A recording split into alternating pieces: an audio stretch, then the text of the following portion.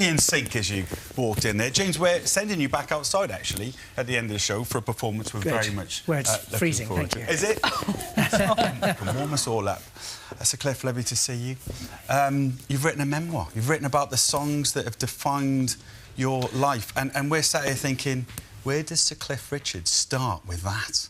Elvis Presley. Ah.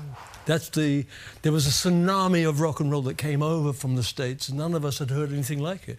And even when I first heard Elvis, we thought, well, from which planet did this person arrive from?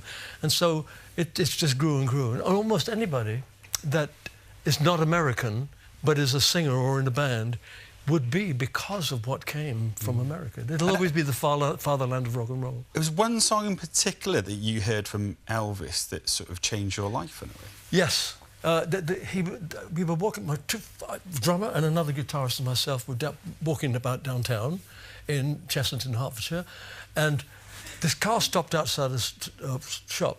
The windows were down, the engine was running, and the radio was on. He went in to buy, I don't know, a magazine or something, and while we're looking at the car, thinking, we're going to have a car like that, suddenly we heard, "Since my baby left, boom, boom, I found a new place," and then the guy got in and drove off.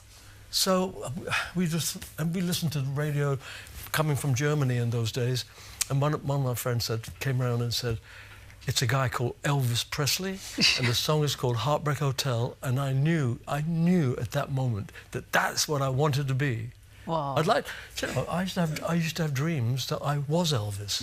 I didn't want to be like him. I was, and I'd wake up in the morning and go, "Oh, that's not true." I think we all had that moment in a bedroom at some point, didn't we? Doing the dance. We'll go from one artist to another band, because yesterday on the show we announced that next week we're going to be showing a film, the story behind the Beatles' very final track. The Now Beatles? And Then. Yes. Yeah. You were friends with the band, weren't you, Sir? Well, through their song Love Me Do, is it? I have to tell you that the Shadows and I started 5 years before the Beatles, and therefore everybody thinks they own Abbey Road. I owned it. I merely rented it to them for a while, and they came up with all these fabulous songs and everything, and we did meet up. And the funny thing, James, I don't know if you can still remember who influenced you, but when we met the Beatles for the first time, it was just after Please Please Me, their first #1, and we found out that they had been listening to the same people, Little Richard, Buddy Holly, Elvis Presley, and Paul had said that when he and John were writing songs together, they thought of themselves as the Everly Brothers, and John was Don, and Paul was Phil, because he had the higher voice. Yeah. And so I'm thinking, most of us really do come from the same not information. It was... That's where it comes from, and I'm just hoping that the book will show that people like me and you, that we don't always make it on our own. No, well, actually, just on that, making it in America. In the book, you talk about Devil Woman and about how a certain